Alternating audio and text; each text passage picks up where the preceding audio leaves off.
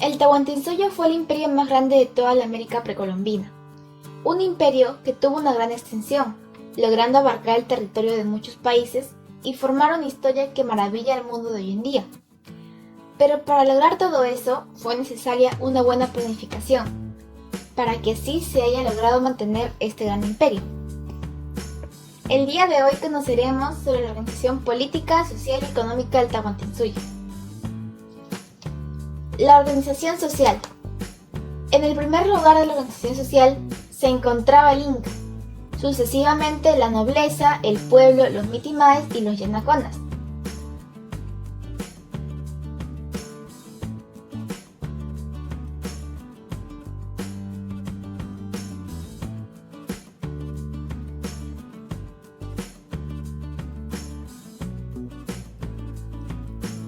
En la cima de la organización se encontraba el Inca, ya que era considerado el hijo del sol, por lo cual era reverenciado y venerado. Vivía en un elegante palacio en el Cusco, junto a su esposa principal y los príncipes. El Inca podía tener varias esposas, pero debía casarse con su hermana, ya que debía mantener la pureza de sangre. Ella era la esposa principal, llamada Colla. La Colla era considerada la hija de la luna. Además, gozaba de gran respeto y de consideración.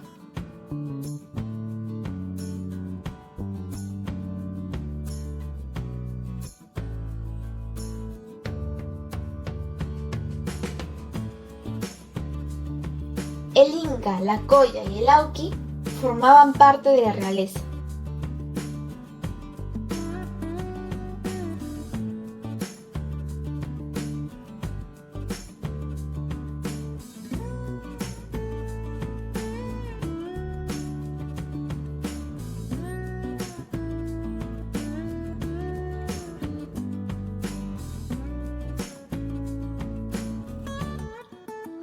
Entre los hijos del Inca se debía elegir al que mostrara más capacidad para gobernar, para ser heredero y del trono. A este se le denominaba Auqui. La nobleza se dividía en dos, la nobleza de sangre y la nobleza de privilegio. La nobleza de sangre estaba conformada por los familiares del Inca, denominados panacas, cuyos integrantes eran los orejones. Ellos tenían residencia en el Cusco. Los nobles gozaban de muchos privilegios, como por ejemplo la exoneración de tributos y ser juzgados con jueces especiales. La nobleza de privilegio estaba formada por personas premiadas por el Inca, debido a servicios valiosos prestados al Estado. Entre ellos se encontraban los curacas y los guerreros. El pueblo estaba formado por la gran masa de población del imperio, agrupada en ayllus. El pueblo se dividía en los Hatun Runas, los Mitimaes y los Yanaconas. Los Hatun Runan eran la fuerza productiva del imperio. Eran agricultores, pescadores, constructores y artesanos. Hatun Runan significa hombre grande, es decir, con edad de casarse y trabajar. Comprendían mayormente entre los 25 y 50 años. Los mitimaes eran grupos familiares que se trasladaban fuera de un territorio para cumplir un servicio por un periodo de tiempo. Y los yanaconas eran las personas que tenían una condición inferior al resto de la población, ya que habían perdido sus derechos. No formaban parte del ayllu y eran generalmente prisioneros de guerra. El ayllu era la base de la organización social inca. Se trataba de un grupo compuesto por una familia extendida, unidas por un lazo de parentesco y reciprocidad. Los ayllus tenían una misma autoridad, llamado curaca.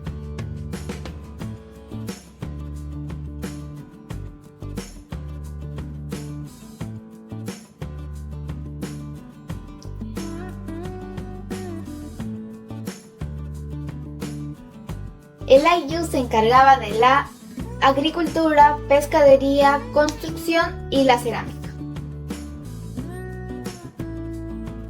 La organización política.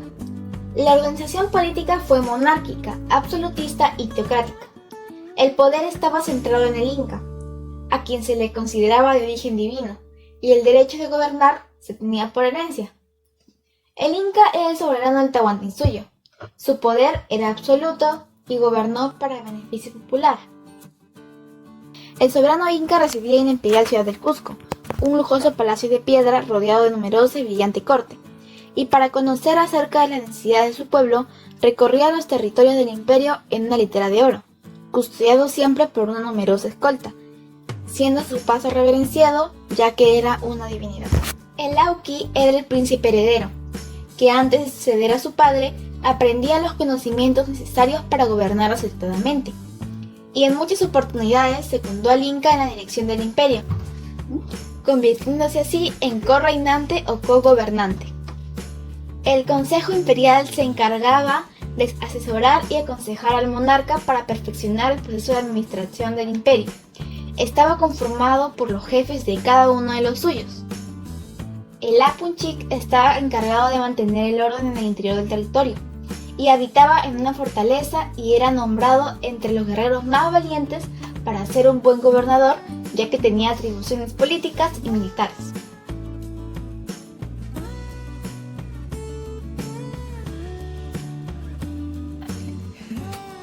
El Tukuyrikuj o Tukuyrikuq se dedicaba a observar el cumplimiento de las autoridades locales en relación al cumplimiento de sus funciones.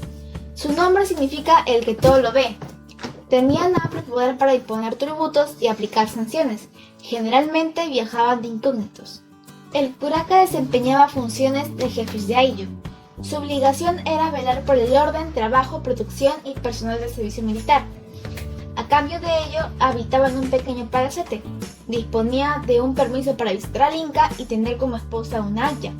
Pero si eran malos curacas, eran destituidos de sus puestos y enviados a sitios desolados en las punas, a prestar servicios como pastores. La organización económica. La economía se basó en dos principios: la reciprocidad y la redistribución.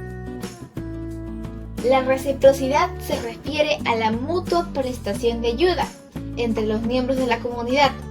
Lo que mejor describe la reciprocidad es la frase "hoy por ti, mañana por mí".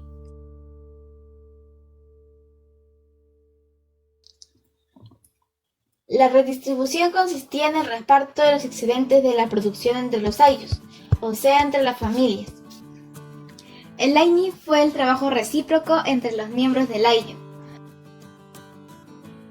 Fueron prestaciones que todo el miembro del grupo podía solicitar a los demás y que más adelante se devolverá.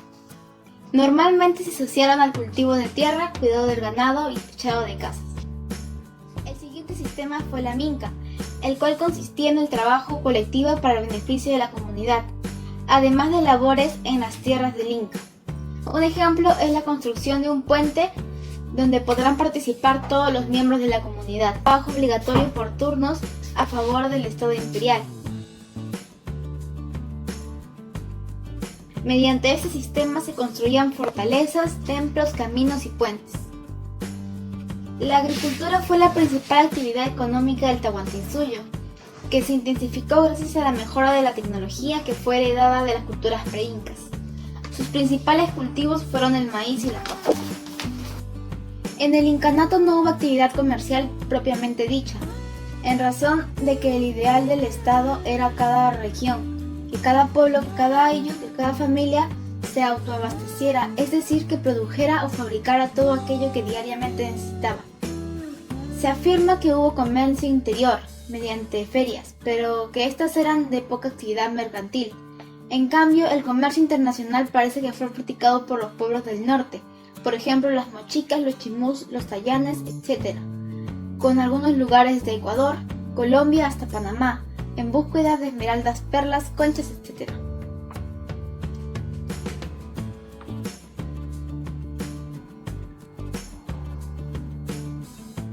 Los vestidos no eran los mismos en todo el imperio, pues se diferenciaban en atención al clima como a la singular manera de vestir de cada ayllu. En la costa, por ejemplo, eran mayormente de algodón, aunque también se usaron ropas de lana, tal como lo hicieron los hombres de Paracas. En la sierra se generalizó el empleo de la lana, pero en una u otra región primaron las telas multicolores. En el hombre, el unku era una especie de camisa larga sin mangas y sin cuello, hecha de lana llamado en la sierra y de algodón en la costa. El régimen de tenencia de la tierra. En el incanato la tierra o agro no fue de propiedad privada, sino fundamentalmente colectiva, es decir, que la propiedad de todos en general y de nadie en particular. El cultivo se hacía igualmente, en común, e igualmente en común los frutos beneficiaban a todo el pueblo.